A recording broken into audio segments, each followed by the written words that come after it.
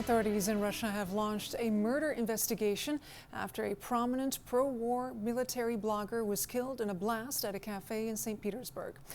Vladlen Tatarsky died in that explosion, which happened during an event hosted by a pro-war group on Sunday. More than 30 others were injured. State media reports that investigators have been questioning everyone who was inside the cafe at the time. Let's take you now live to London, where CNN's Claire Sebastian is standing by, monitoring developments for you. Claire, let's start with that deadly bomb attack in St. Petersburg. Has anyone claimed responsibility?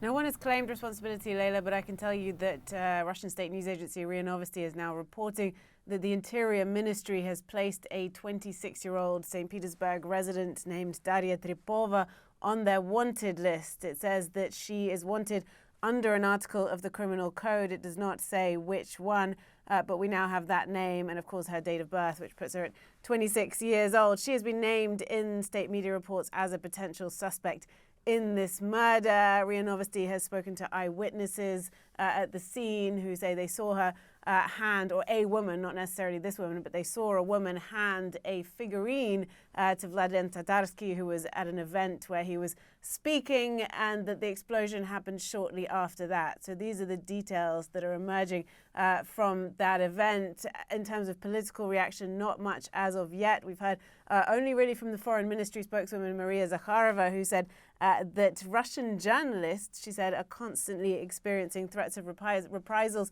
from the Kiev regime and its inspirers, which are increasingly being implemented. So pointing the finger there at Ukraine. Interestingly, Yevgeny Prigozhin of Wagner, he has now come out and pretty much admitted that this cafe was affiliated with Wagner and has said that he actually disagrees with that he thinks this was probably a group of radicals and not affiliated with the government of Ukraine. So a lot of speculation at the moment flying around, but we can see that given the scale of the destruction, investigation still ongoing. Investigation still ongoing. Claire, talk to us about the man who was the target of this assassination, Maxim Fomin.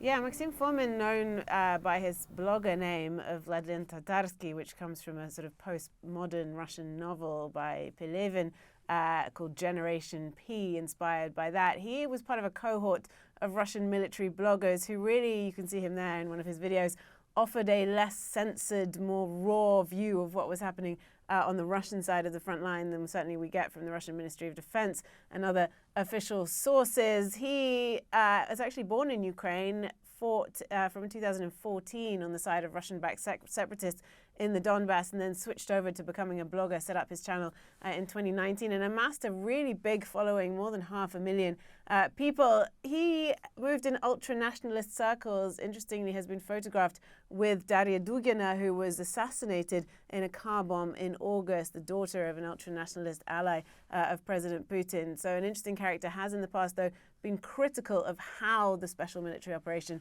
has been conducted. Claire Sebastian reporting. Thank you so much, Claire. And the head of the Russian mercenary group Wagner says a Russian flag has been raised in memory of the military blogger on the battlefield in Bakhmut.